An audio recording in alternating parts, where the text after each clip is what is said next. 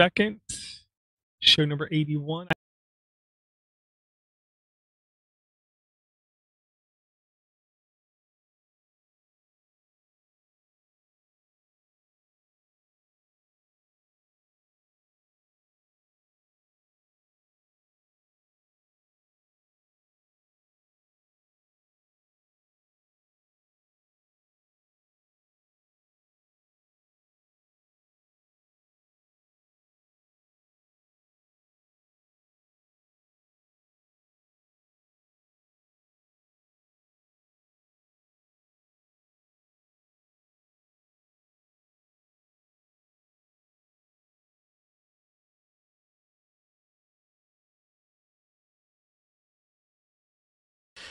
Welcome back to the Mini PC Show, episode 81. My name is Brian.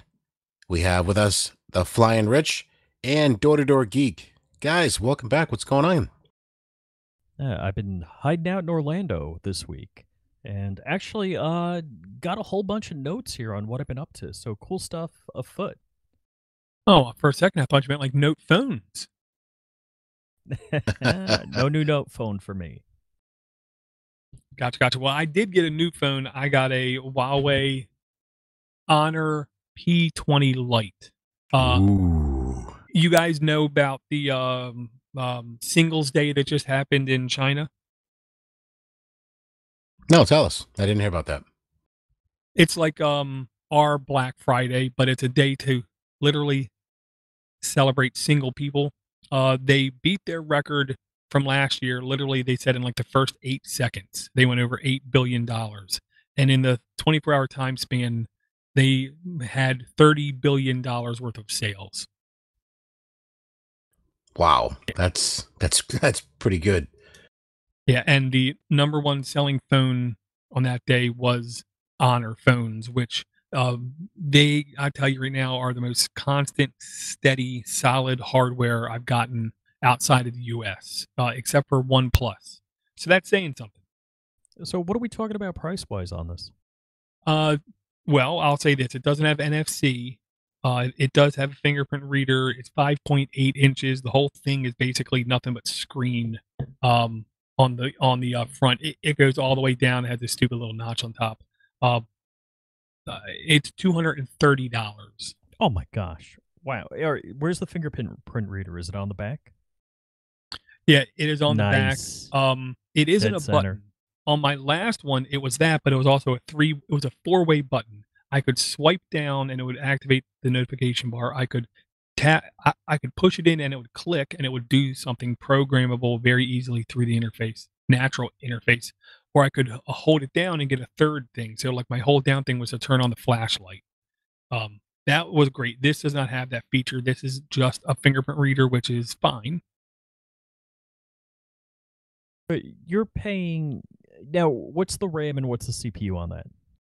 The CPU you've never heard of. It is a Kirin processor.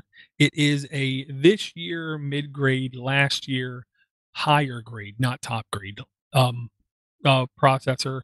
It has 6 gigs of RAM, I believe. It has 32 gigs internal space. It's tiny. My last phone had 32. I never ran out of space, so I'm okay with that. Sure, I would have loved the terabyte, but it's $230.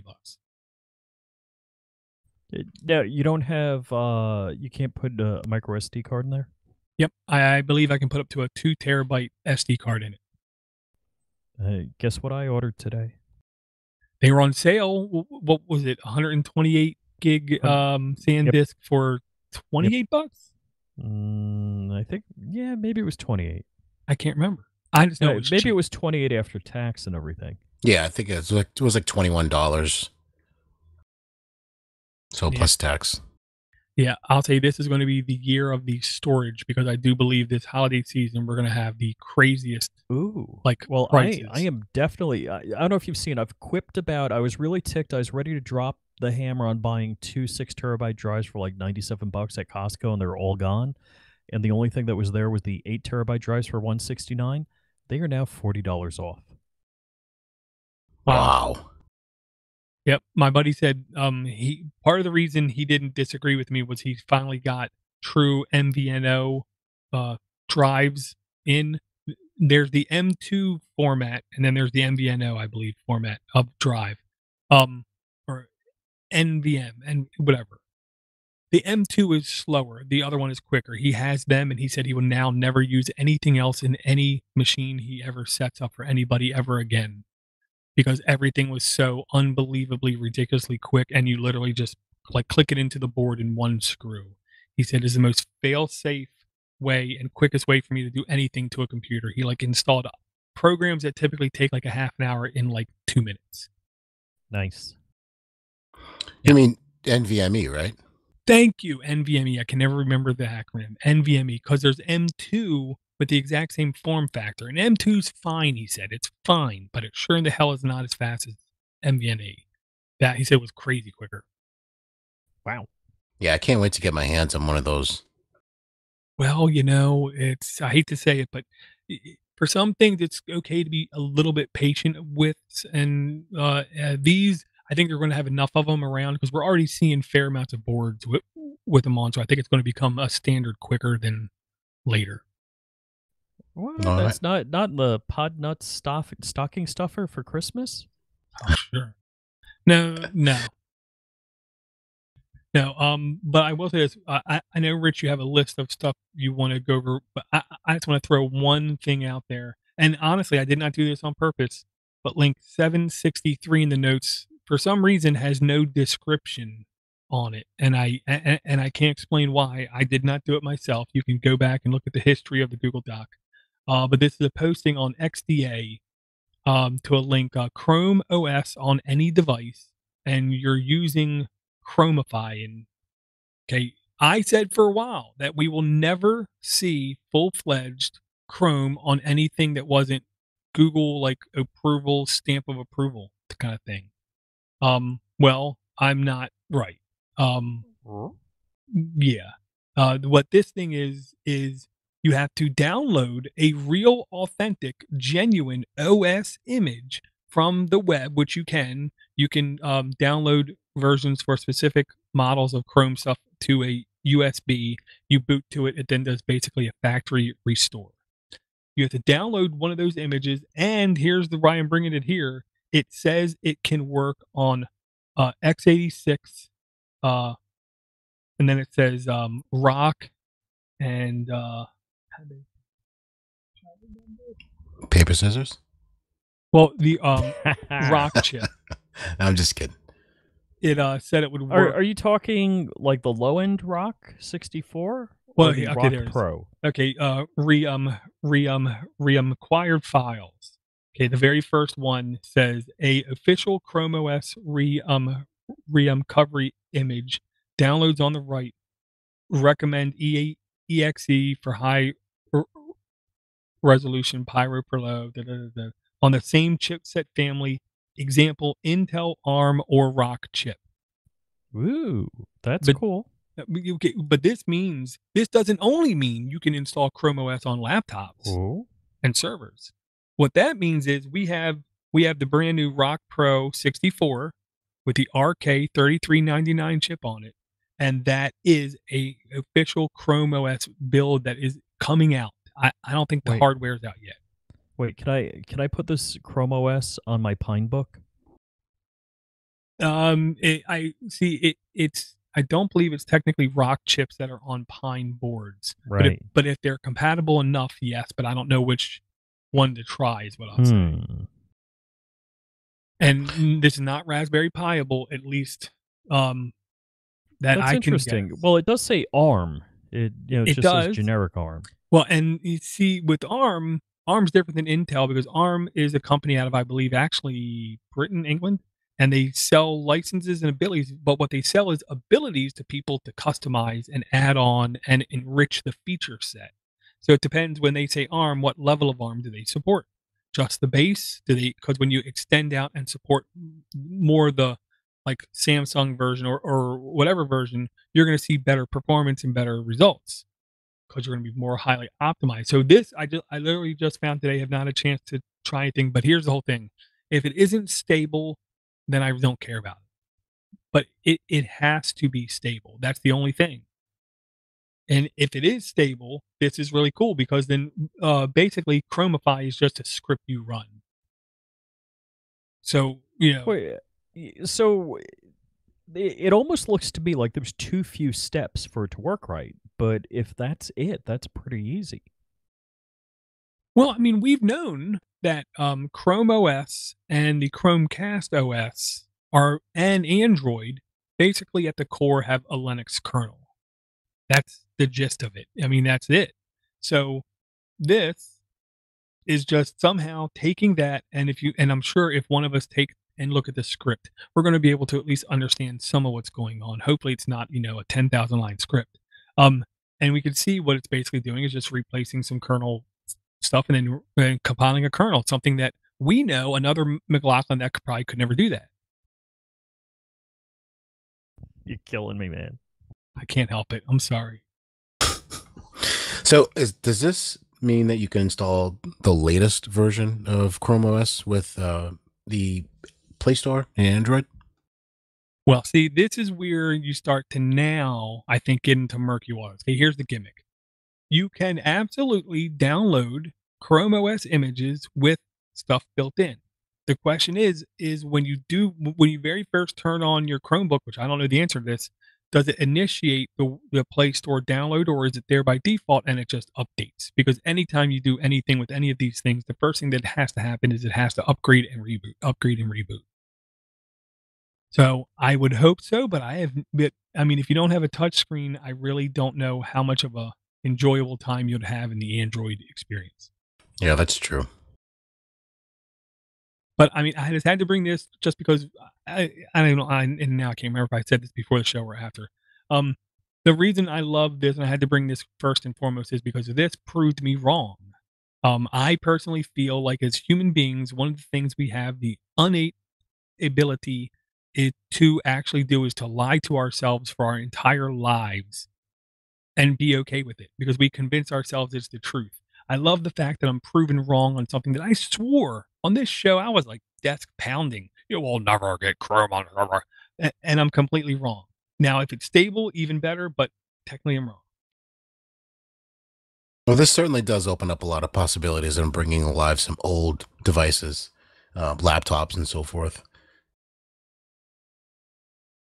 Oh, I go to click the script, error 404. What's up with that? What? Oh, it's a Dropbox links. So Dropbox got 6 and tired. Yeah. Dropbox couldn't handle the bandwidth.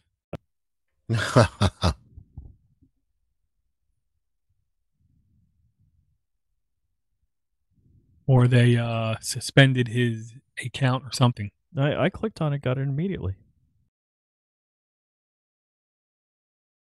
Oh, I'm in Firefox, not with any ad blocking or anything. So I'm in hold on to Chrome. that script. Yeah, well, hold on to that for me and put it in the notes for me. You know what I mean? Or give me a link to it so I can get it.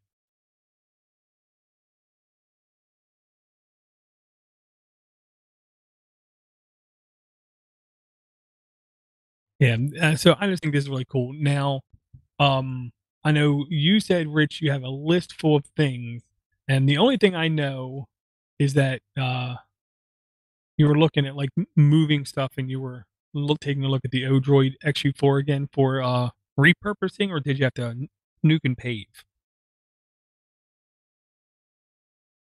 Yeah, I actually nuked and paved. So I had and forgive me if I get it wrong. I believe it's like the 1.5x Diet Pi, and they didn't give you an upgrade path. Yeah, it was It became 1.59 to 6. right, and it became highly unstable. I don't know why. I was doing like apt updates on it, and it wouldn't run for more than like half an hour. I had a couple of issues that I fixed. I talked about that on a prior podcast. My Etsy stab got like crudded up badly by me, and it was slightly more stable after that. But I did nuke and pave. I did install, let's see, Plex again. So Plex, radar, sonar, transmission, that whole suite. That's kind of my de facto suite, and I also have my HC1 running with similar software here at my Orlando crash pad. And let's see. I found a script. I love GitHub. You have no idea what I love about GitHub. There's many things I love about GitHub, but what I like about it best is if you're running a Debian-based operating system, you can find what was intended to be an Intel install script for something and run it on ARM. So, and the only where I know I posted about this somewhere. The only Well, thing that I had to change. just really quick, that matters because DiPi is based on Armbian, which is based on Debian. But give me an example of what you mean. Like, what kind of script? Okay, so the script. So my oh darn you drinking beer in front of us. Oh yeah. So I'm day 3 on Nutrisystems, so I'm about to. My bird is looking pretty tasty right now. He doesn't know I'm talking bad about him. You can't catch them. Yeah, I can. He's sleeping right now. So, one of the things that I've been running on my o-droid XU4 is Time Capsule. In Time Capsule is just a couple of scripts, but unfortunately, some of them, the services have been deprecated and aren't normally in the Debian repo. But I found a script online on GitHub that installs it, compiles it, the whole shooting match, and just totally simple, stupid. So So like instead of doing a deb install, you're doing like a source make config. correct. Yeah, so you're building it from source basically. Right, and the only thing I had to change was, change it to ARM. Where the file name was like blah blah blah, x86 or whatever it was to ARM. See, And now bang. that's nice. So I'm like, hey, wait, I'm copying and pasting out of this page. It's not. I'm like, dude, read the page. Read what you're doing. I'm like, oh, yeah, because my code's different. So here's one thing I never knew about Debian. If you could take that, because what I would like to do is in that process, have it save like a result of it as a deb file, and then you put it in your own stash. So if you need it again, Yeah, got it. I didn't do that. Darn it. We Well, I keep don't know if you talking about can. backups.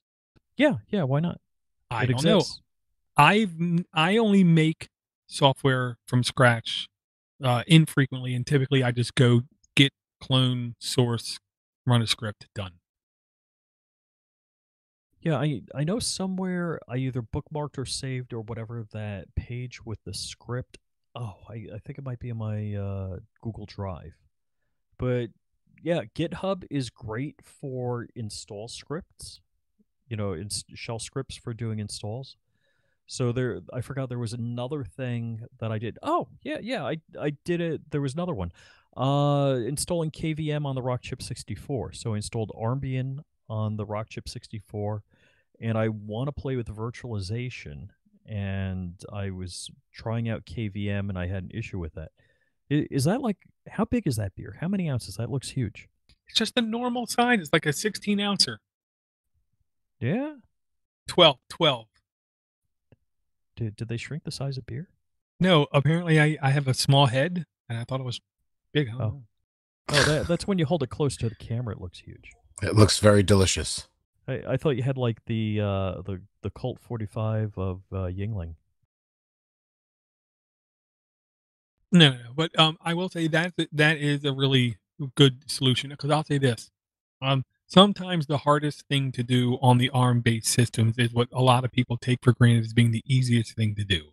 I like the fact that you found, and it doesn't take an extreme knowledge of Linux to do this, but you got to know where to go to look for this kind of thing. So that's cool.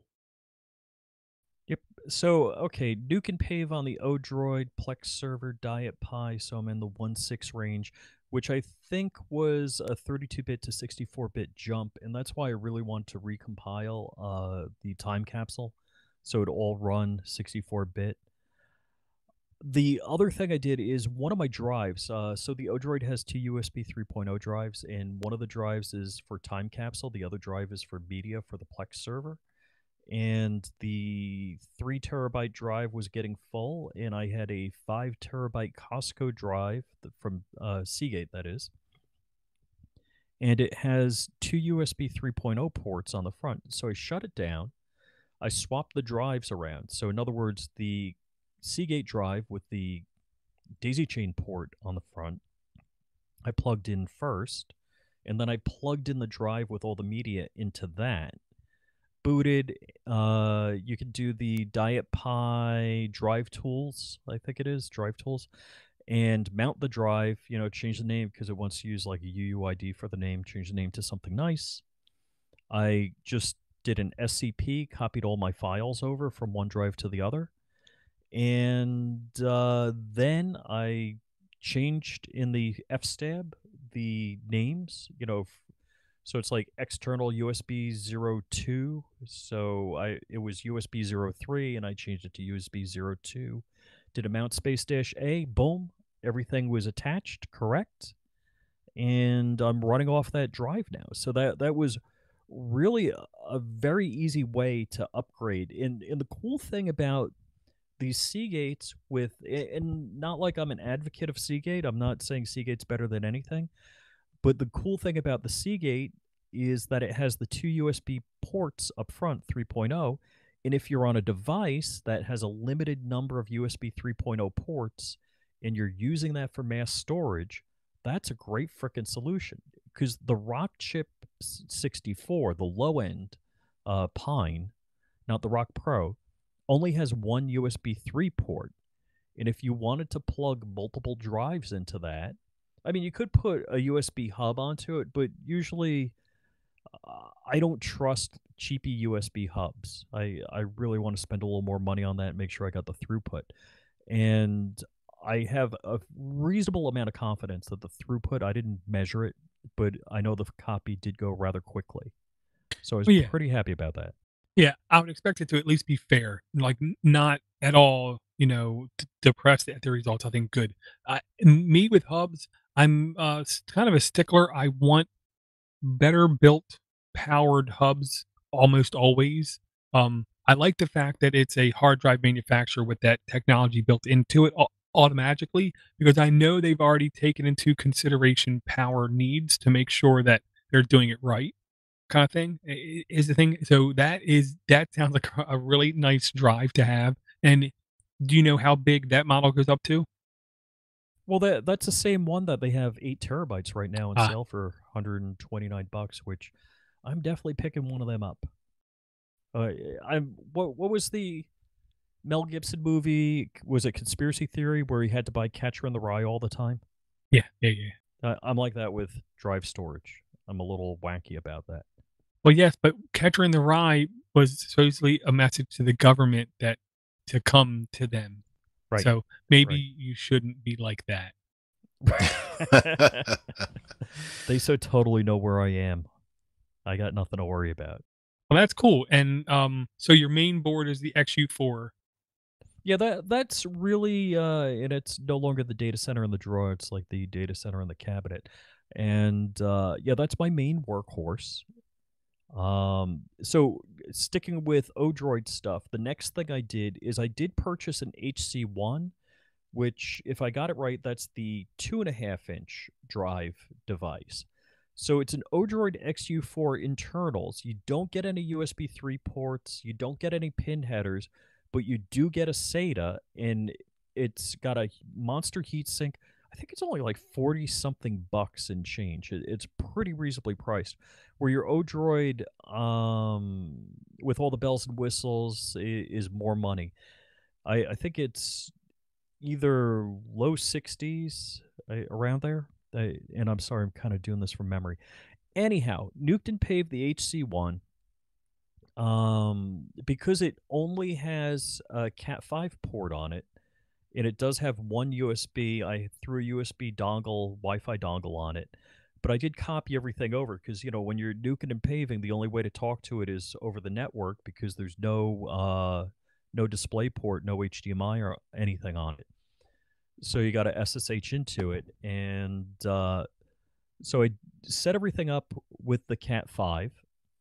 Uh, Oh, and I did get that's another. I bought a cheapy, laptop drive, 2.5-inch drive from Costco. Costco is like my media dealer, and the weird thing was I was noticing that it was taking, a copy of 45-minute movie was taking 45 minutes to copy. I'm like, what the flock?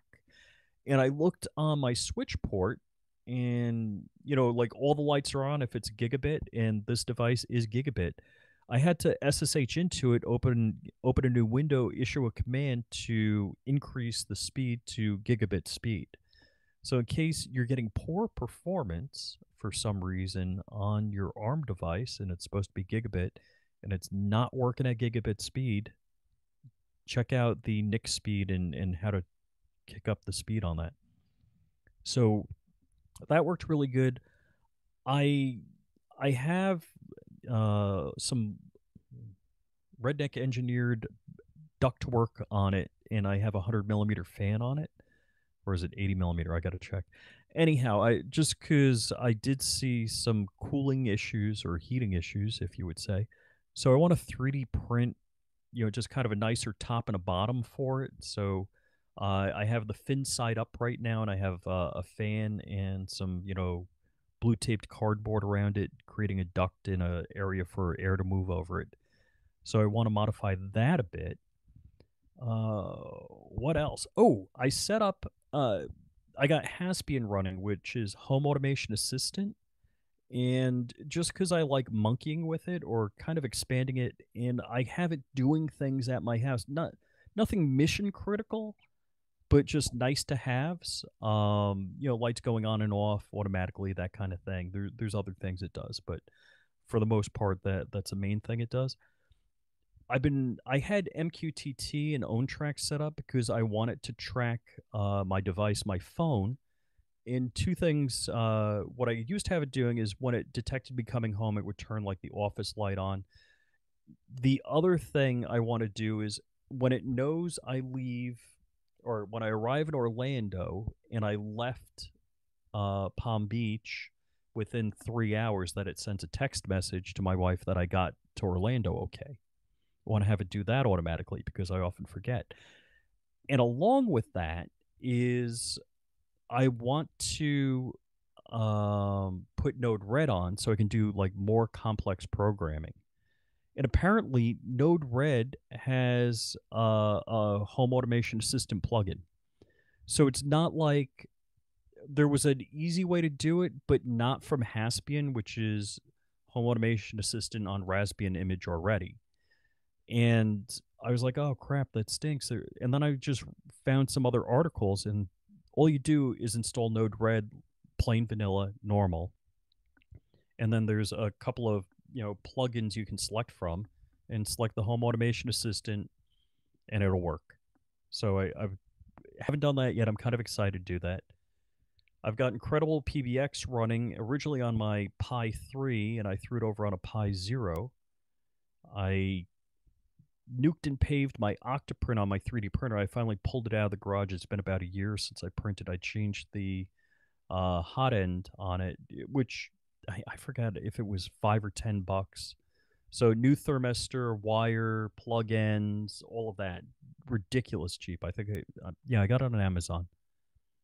So kind of getting up to speed with Octoprint again, which was it's amazing when you walk away from this stuff how much you forget.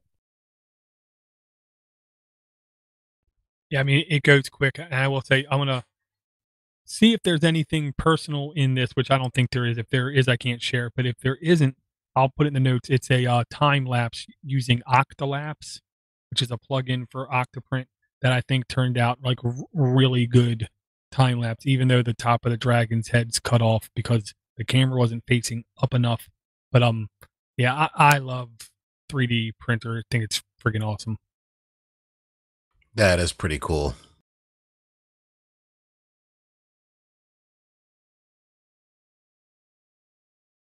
Yeah, Nice video.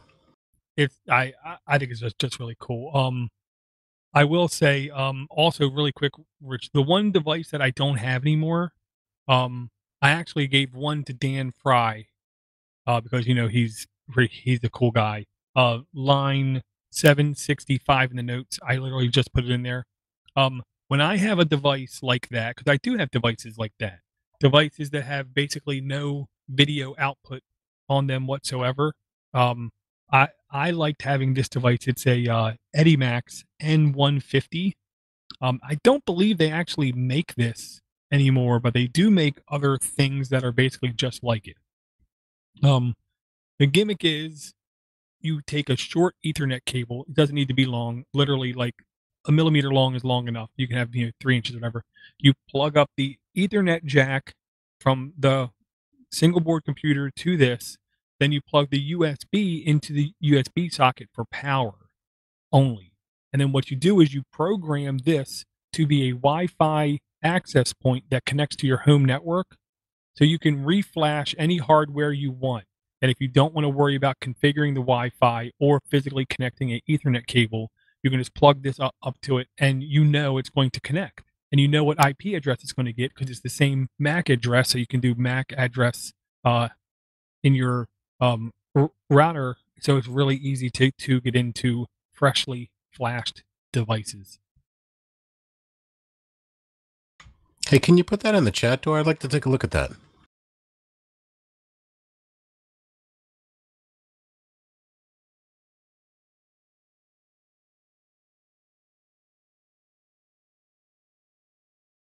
Rich, I was going to ask you, I don't know if you said this already, but with your new install on your XU4, do you notice a performance increase from moving from 32-bit to 64-bit? Don't hear you, Rich.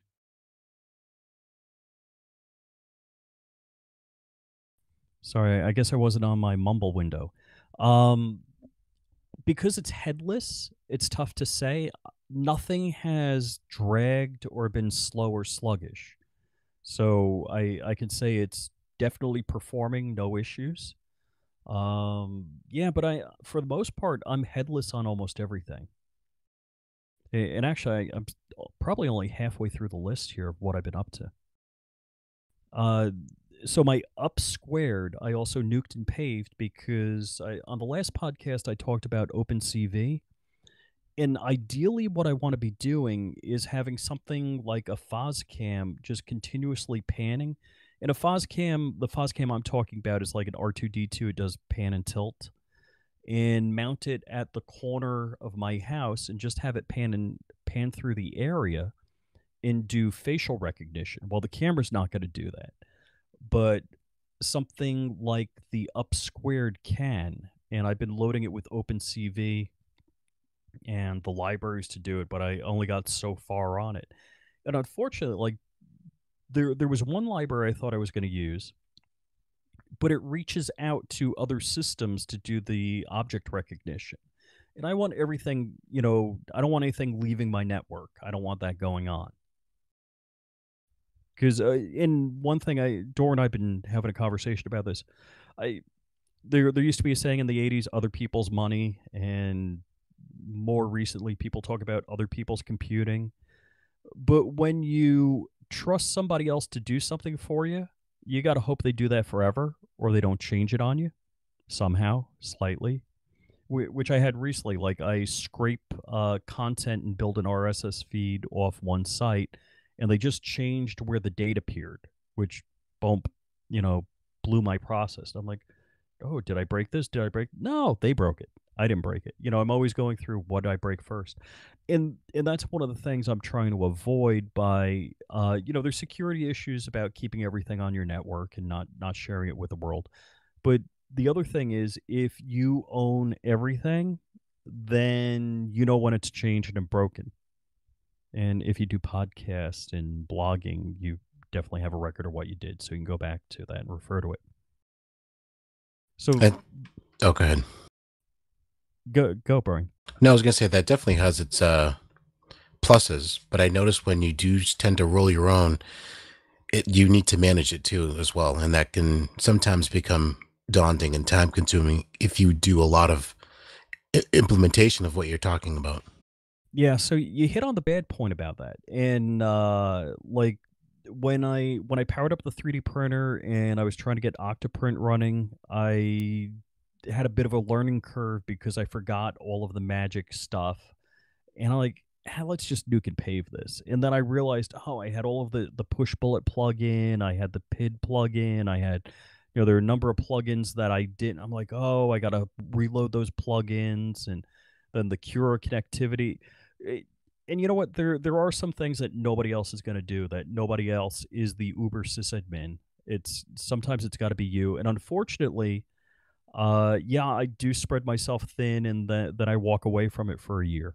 So that's why copious notes are always good. Oh yeah, document, document, document.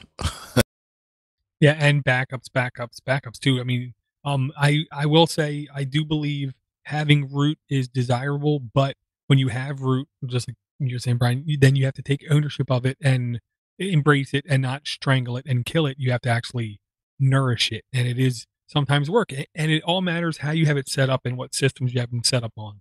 Um, I'm in favor of root honestly for the exercise of doing it because then I have to learn this stuff. If I'm just if I don't have root, then I don't care about it. But I like having the control, especially because I know if something breaks, it wasn't me. Yeah, I took a screenshot today and I shared it with some coworkers. It was an exe on domain on our domain at work. It was compiled in September like 9th, 1998, and it was the last time I had to compile that code, and it's still running today on the network, and people are still accessing it, and it's been 20 years. Oh, That's that's amazing. funny. Yeah. That's Yeah. pretty cool. That's a legacy. Well, I mean, that means that you wrote something solid and not flaky, you know? Oh yeah. Yep. Yeah. I'd be shocked if anything I've written is, going to be working for more than 9 months. The way things move now. It also because I'm reaching out to other resources. So the RSS feed generator that I scrape data from this one site for flyingrich.com. See, I got the plugin. See how clever that was? But Uh, it scrapes content from another site and builds an RSS feed and plugs into the code on my site. And yeah, the second they change it, boom, you're done. Well, You got to work it. well, yes, but you have a choice of soft failing or hard failing. Well, yeah, and the soft fail is the content from that site didn't show up. Well, and you code for it, and you then get alerted by when stuff go boom instead of just letting it go boom. And Yeah, and either that's that just or the more Mach work. 1 eyeball because I'm not getting alerted.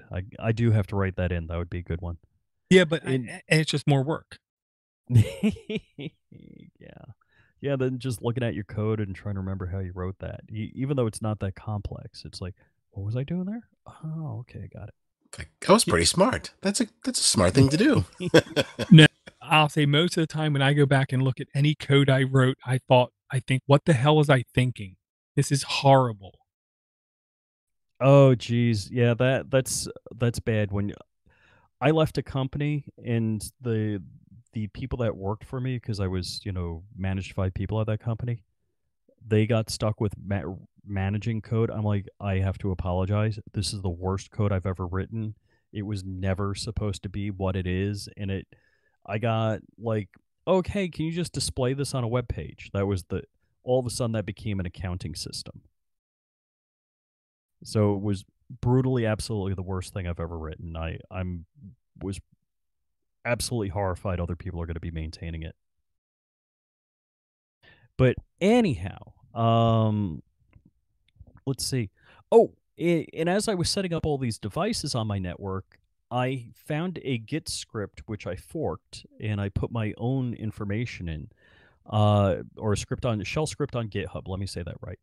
And what it does is it installs the SNMP service, and then all I have to do is attach it to Observium. So I just do a git clone on the device, and I may have to install Git, and then boom, just run the shell script, and bang, it installs the SNMP daemon and configures the what do you call it? why can't I think, SNMP? It's a string. No, it's something else. Anyhow, whatever the text file is with the configuration, and boom, now I'm monitoring it with Observium. I threw OpenSUSE on the Pi 3 to test out KVM, and the GUI just was so slow it was ridiculous. Absolutely useless. Maybe if you just SSH into it and no GUI, that's fine. But I did kind of abandon the OpenSUSE because I wanted to test out virtualization in ARM. I threw Armbian on the Rock 64, and I did the server version with a GUI, added the GUI afterwards. Because if you do the desktop version, it adds, LibreOffice, all sorts of stuff user want, and I don't want it. But what I did do is, I forget what UI I added to it, but I found another script on GitHub that will do the installation of KVM, and I got KVM up and running, although I wasn't able to create a VM. It squawked about UEFI.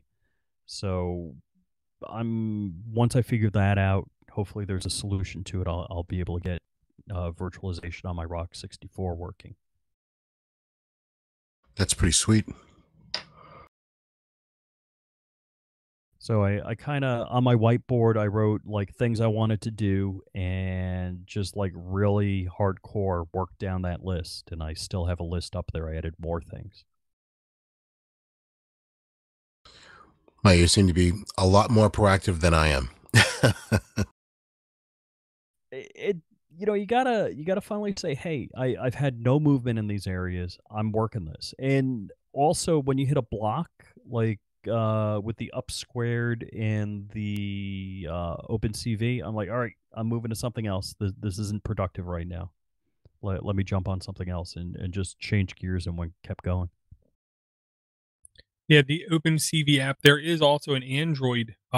It literally in the category called demo, where it is OpenCV. You don't need network connectivity, and it will do a certain amount of identification of objects in the camera, and I think that's awesome. And you mentioned OpenCV last show is Open Computer Vision. Is that right? Yes, sir. Okay, yeah, I've been using it. I didn't even look up what it. So yeah, there is stuff out there. I think the one Door's talking about is designed to run on ARM devices and have a very small footprint.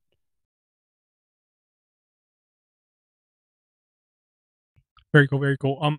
Here's the question I have for you, Rich. Have you thought of doing a type of, and I'm going to say it wrong, but a federation?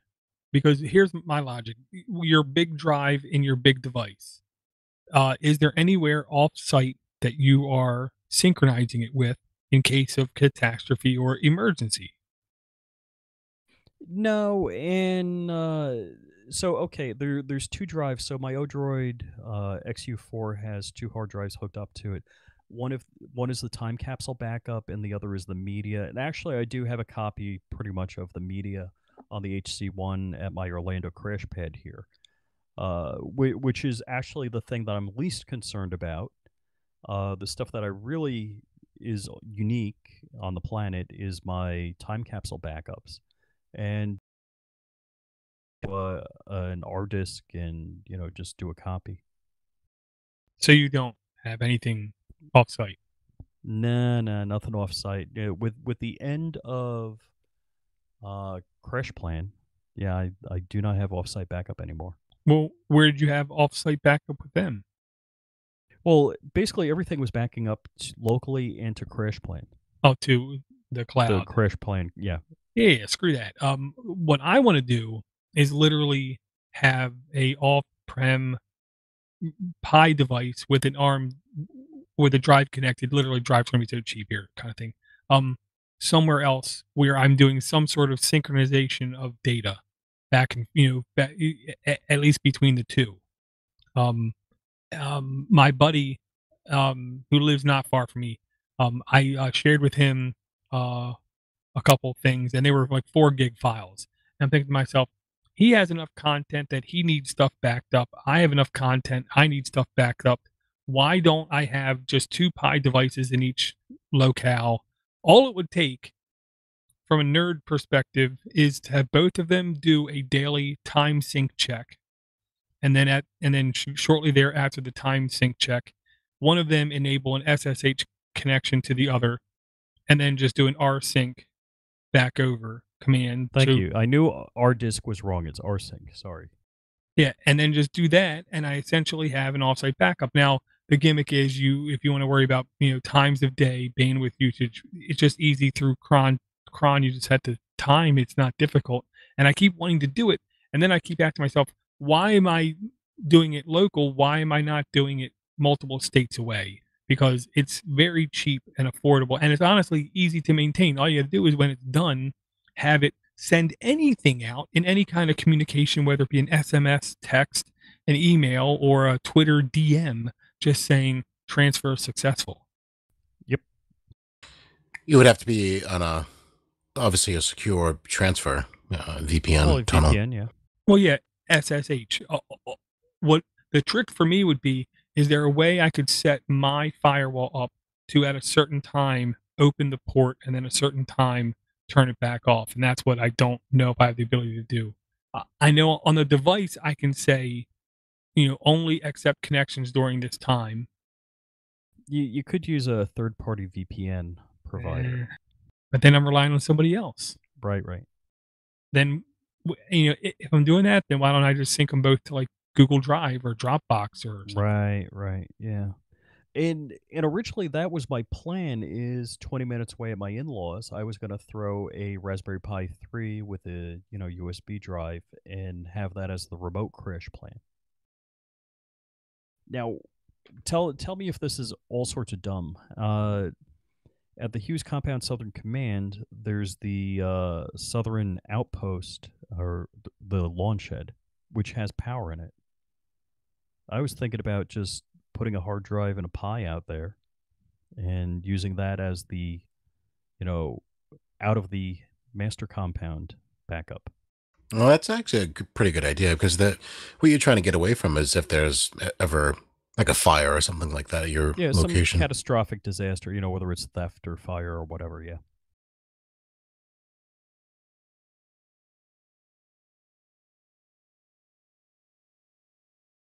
I've been actually thinking of the same thing a few years ago and then never implemented it, but pretty much the same scenario. I know my in-laws, they have internet service that they barely ever use. So why not just take a Pi with a large drive and send data during the wee hours of the night?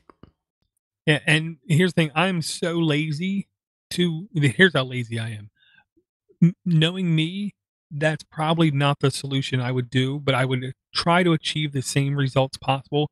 And like the brandest new version of Nextcloud does offer direct encryption in every shape, way, or form, peer-to-peer, from client to server. I could see literally putting a configured Nextcloud client on a device and have my Nextcloud server here, and then literally just say on his device, check on the time, okay, start the actual client up, run it for 4 hours in the middle of the night, and then turn it off, kill the client, wait, do another time check, the next night enable it, just to do synchronization. Because really, Nextcloud OwnCloud, I think, has 80% of the functionality for that just built right in, and I don't know why I wouldn't take advantage of it, because I tell you right now, my OwnCloud I have running on the Banana Pi Pro is the most solid thing I think I've ever ran in my life.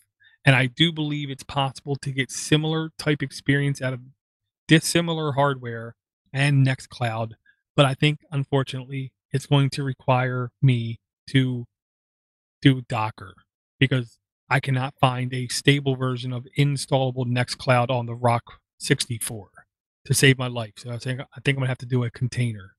Well, what operating system are you using? I've tried Diet Pi. I've tried Armbian. I've tried, Really? Yeah, I've tried multiple.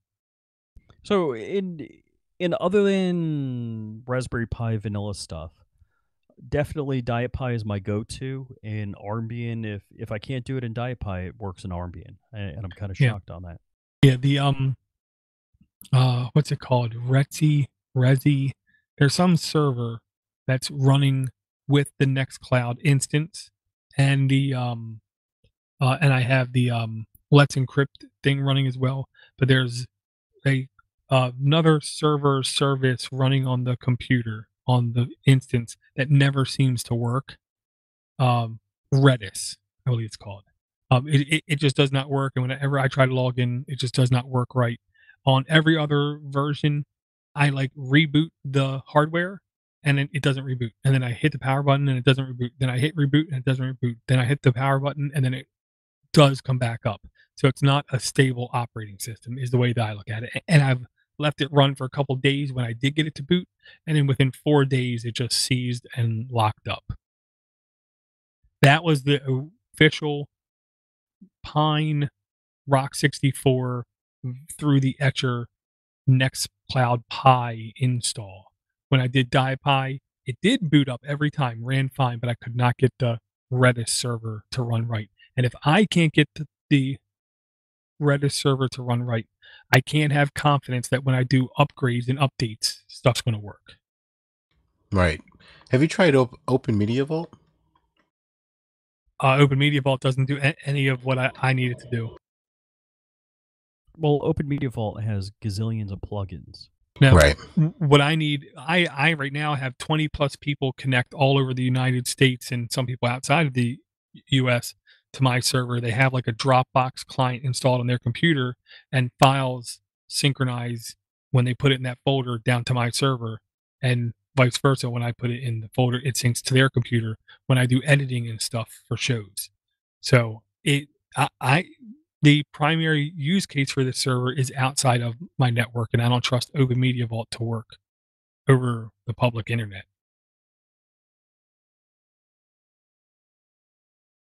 Roger, Roger.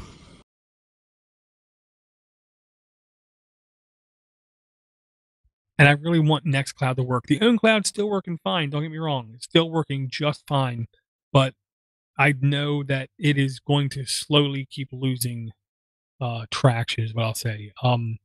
Did you have any links in the notes, Brian, or did you have a chance to look at anything, and did it catch your eye?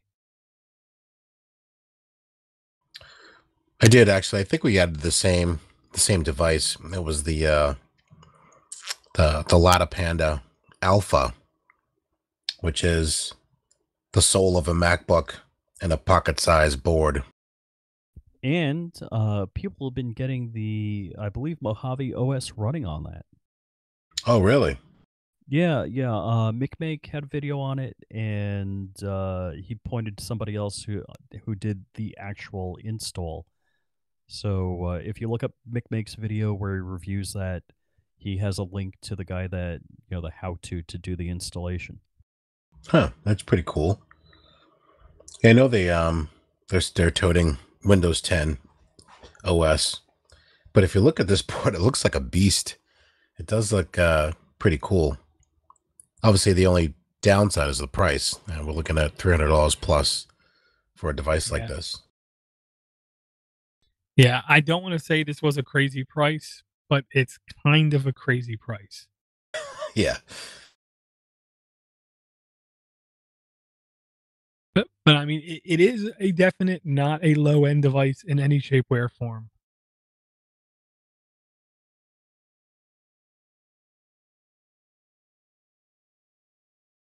No, not at all. I mean, you have your usual suspects with the gig interface for Ethernet, 4K capable, playing 4K video playback, Bluetooth 4.2, was it 9? No, 8 gigs of RAM. I'm not too sure on the processor. It's a Intel i3 processor, and I believe it's a desktop i3 processor. Supports NVMe, what you were toting before earlier. That's a huge bonus when you have a device like this with NVMe M.2 support. Just it makes that huge difference when you're doing installations like you guys were talking about before, installing software.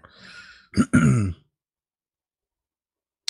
the Intel HD graphics, 900 megahertz. Yeah, I mean, I'm definitely a fan of the power and the size of this thing, but, um, I don't see myself spending the money on it just because it is a little bit expensive for me. No, I agree.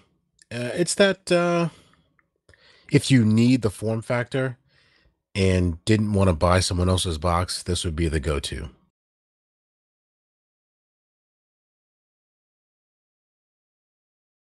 Yeah, it is. I mean, the best word I think I can use for it is, sexy. A sexy beast. Yeah, it's a, Intel Cherry Trail Z8350 quad core 1.8 gigahertz, processor. It is, I believe, of the newest generation i3s. Um, yeah, it starts out with 2 gigabytes of RAM, you can push it up. Starts out with 32 gigs of internal, storage that you can push up. And then it has, all your typical good connections and ports. Um, yeah. N there's a reason this thing is not cheap, and that's because this thing is, definitely nice. Oh, and it also has, oh gosh, what's the super small SBC? Arduino. It has an Arduino on it. Yeah, yeah, baked into the board. It looks like, yeah.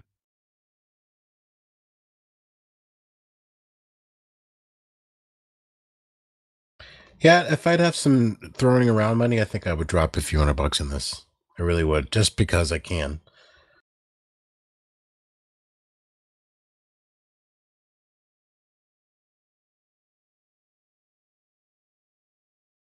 Yeah, and the, heat sink on it definitely looks like it's there for business purposes kinda thing.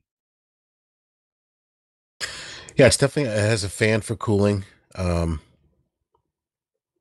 we got USB Type C, micro SD, DC power. Like I said before, that M.2 interface comes with a power switch, USB 3.0, three actually USB 3.0 ports. Like I said before, that cooling fan, HDMI out.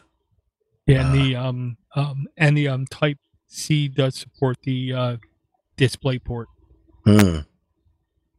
Yeah, I'm sorry, I was reading the wrong one. This is a Intel 7th gen Core M3 7Y30, 1.6 to 2.6 gigahertz dual core, 4-threaded, hyper threading.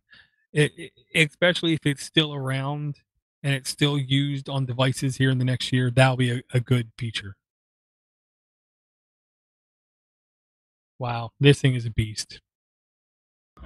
Yeah, looking at the performance benchmarks, it looks like it's doing beating out the Core i5, seventh gen Core i5 Intel processor. See, that's good for so many things. And if I don't know if it has a display port, an HDMI port, and I forget what ports it has because I haven't been looking at the specs in the last week or so. It, if I had the money to throw around, like if I got a good bonus, I'd pick one up. Yeah, I fully agree with you, Rich. I mean, you can do a heck of a lot of fun with this thing. Might be good to do the OpenCV on, or I mean, heck, having a Mojave drive both my monitors on my desk at home. That'd be cool. I'm curious to know how loud that fan is, though, when it's in full throttle. It's a bigger diameter fans aren't as noisy, so it may not be so bad.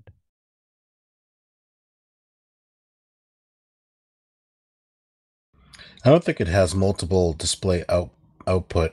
Looks like just one HDMI. Yeah, I think it has one HDMI, but I think the USB 3 is, yeah. You know what?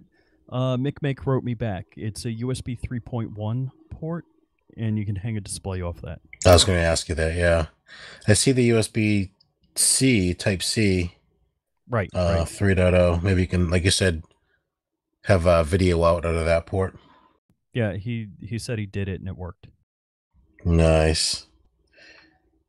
Actually, it looks like on the board. Oh, there is a for touch panel. Looks like a display and EDP for a touch panel. Door, I added to the mini links the time machine script. Gotcha. So if anybody out there in ARM world wants to add, or any world actually, Intel or ARM, wants to add time machine to their device, they can do it. Yeah, that's actually a pretty cool feature. Well, that's, pretty much if it's Debian, it runs on everything Debian runs on. So that's one of the cool things.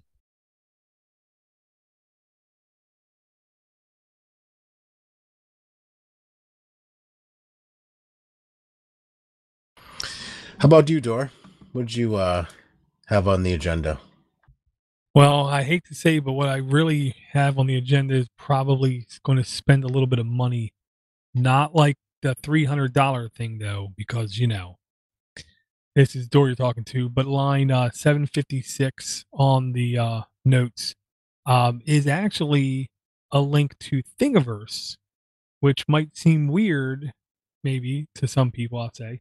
But if you take a look at the actual link, it's basically a hardware commodities list and then a case you can 3D print to what they're calling the Hyperpixel 4 and Raspberry Pi 3B plus handheld computing device.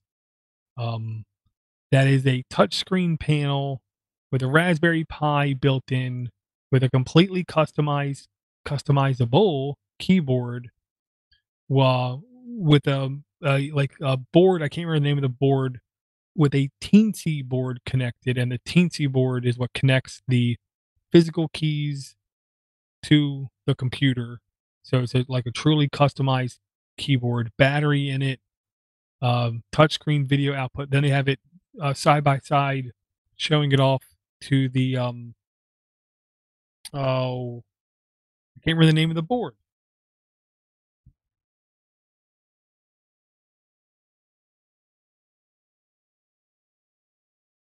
The pocket chip.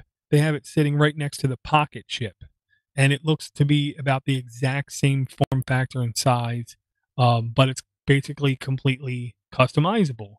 Is the gimmick. I want to build this. I want to buy the pieces. I want to put it together, and the real goal is to see if I can replace the board inside with something more powerful, more potent than a Raspberry Pi, even though a Raspberry Pi would be perfectly fine for a lot of the things. But if I could slip a o-droid in here or something more potent, that would be like awesome. Wow. So what would you do with this thing? Well, I mean, I would do retro gaming. I would definitely do some sort of local note taking documentation thing. I could write little scripts on it to, so when I come home, I can just drop them in a rotation to do things like synchronizing files across networks kind of thing. And I would definitely have an installation of Kali uh, bootable, but that would be my default one. Cali, huh? Nice. Well, it isn't that I want to go to jail, but I think Kali's cool. I love the fact that it is basically a full keyboard, a directional pad, and a touch screen interface, and it didn't seem crazy. It didn't seem crazy expensive. The screen itself is almost always the most expensive part, and that was $49.95. And if that's the most expensive piece, and everything else looks like it's 18, $20 or less, kind of thing, I'm okay with that.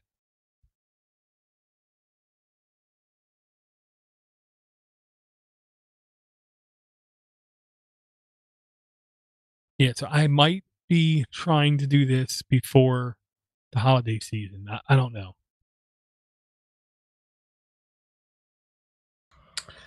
Well, it definitely looks like a cool project. Um, I could see you doing this actually. Well, and I do know, I if I print the keys in TPU, they would be much more friendly to fingertips, kind of thing. So what material could you get with is it like a rubbery kind of material for the keys? Yeah, like, I just bought a case off of, eBay for my phone, and it's made out of, TPU is the name of the material, and it literally said in the thing TPU, and the case I'm gonna show the camera, I can literally do this to, and it just will bounce right back because it's TPU. I have the same material I can print in there that is TPU, so I can do basically the exact same thing. I would do the case in more of a hard, rigid PLA type structure, but I would do the keys in this more flexible material, just so it's more, giving kind of thing. Plus, it'll last longer too. Well, the trick would be how would I get the different color there for the to show the letter? Because really I should do that. So to do that, I would really need a dual extruder, or I would need a lot of talent, and I don't have a lot of talent. YouTube it.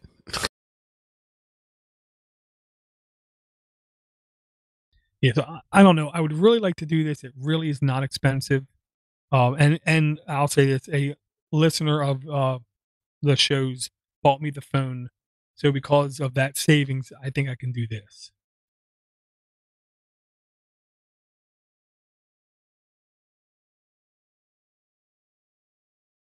Yeah, and on the Thingiverse link where it documents all this, it basically says that this is a work in progress. So some stuff might change. So it's the kind of thing I might wait a couple weeks because it was updated 3 days ago. So I might wait and see when it comes a little bit stable. Cool, cool.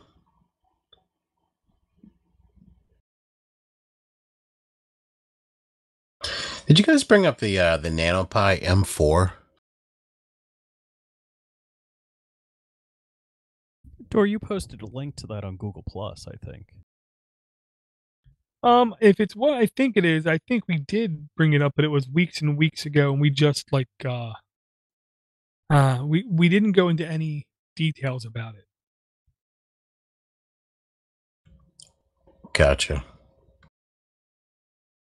Yeah, I was looking at your post that you that Rich talked about, and I was kind of taken back by not only the form factor, but what you can actually get on this board.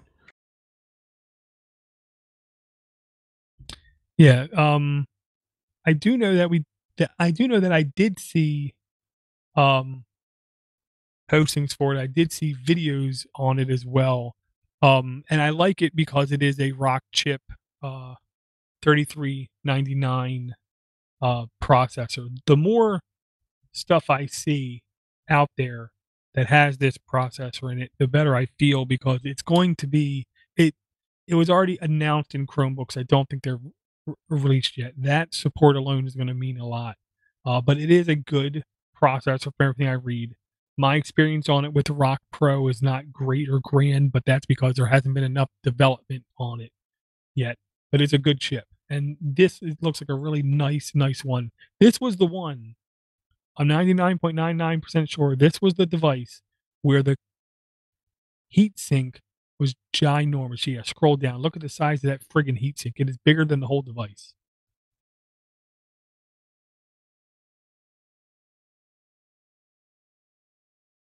Yeah, Yeah, it is pretty big. yeah, I put a link to a CNX dash software. And here's the thing: if it needs it, I'm okay with a heat sink being that big.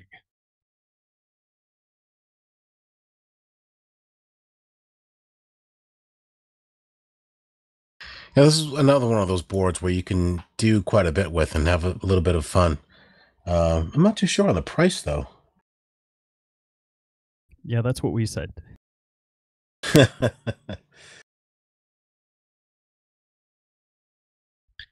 They ain't that much. They're typically at most $120. Uh, Smaller ones like this, I want to say, are typically around $70. About.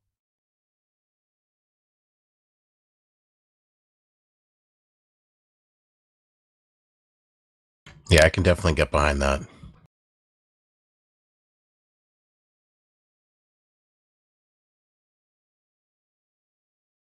Absolutely.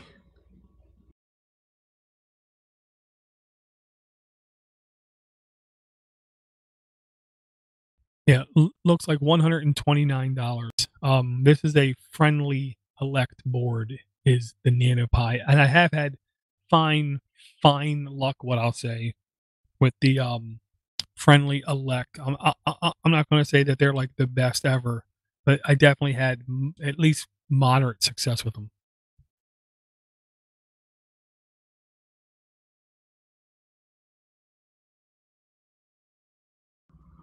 Oh, there it is. Thanks for the link. Yeah, and it has like default 4 gigs of RAM, micro SD.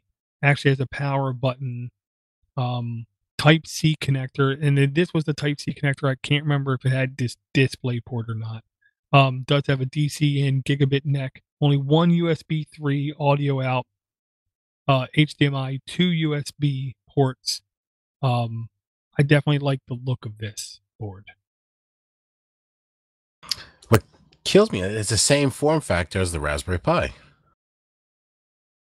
4 USB 3.0 ports. That's pretty hot. Real-time clock. Oh, is that a real-time clock connector or a real-time clock? And it says it has eMMC socket, but that looks different. Or the eMMC is a different configuration.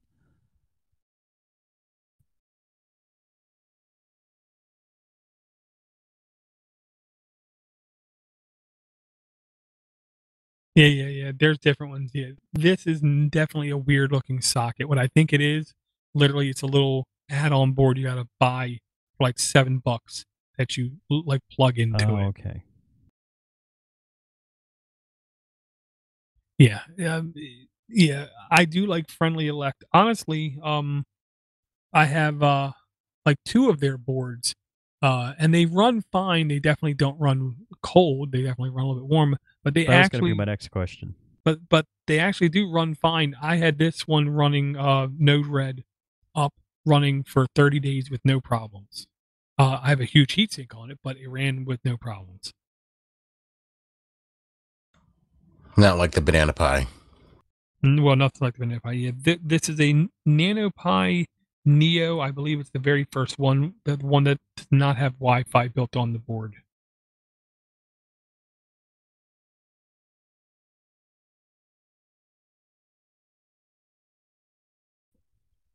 I would definitely be interested in checking this out. And I would, of course, I want the 4 gig version. Oh, absolutely. The more the better. But that could be a real screamer.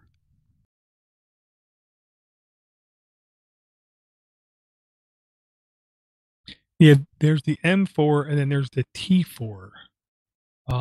They're really nice boards, is what I'm gonna say. But I'm gonna only buy right now one Rock 3399 processor and be patient buying my next one.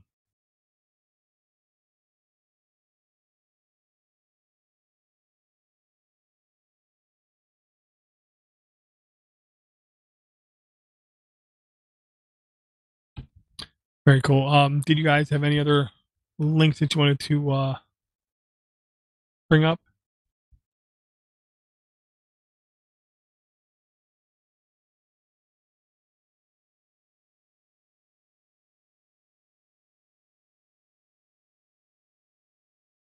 No, I'm actually pretty good to her. Very cool, very cool. All right, Rich, did you have any parting words? Nah, just good seeing all you guys, and you can follow me and all of my tech exploits at flyingrich.com. I did post stuff as I was doing it on Google Plus. The stuff that I ran off on my list. I was posting, information about that on Google Plus, which also would be on flyingrich.com. Very cool, very cool. Brian, did you have any things that you wanted to say? No, I kind of agree with Rich. It was good seeing you guys, chatting with you, and hearing what you've been up to, Rich. You've been certainly busy. It's good to hear stuff like that. Um, I definitely have been a little too busy myself to be on the show, and I got to get back into being on here a lot more often. Very cool, very cool. I definitely want to thank everyone for coming out. Thank everyone for downloading. Thanks everyone for all the support. Do not forget, this is mini PC show, little machines, big talk. All you gotta do is send us a voicemail if you want. You can call us up at 707-6 Podnut. Drop us a line. We will play your response on the show. And we hope you guys are having just as much fun with these mini computers as we are. And we will talk to everyone again real soon.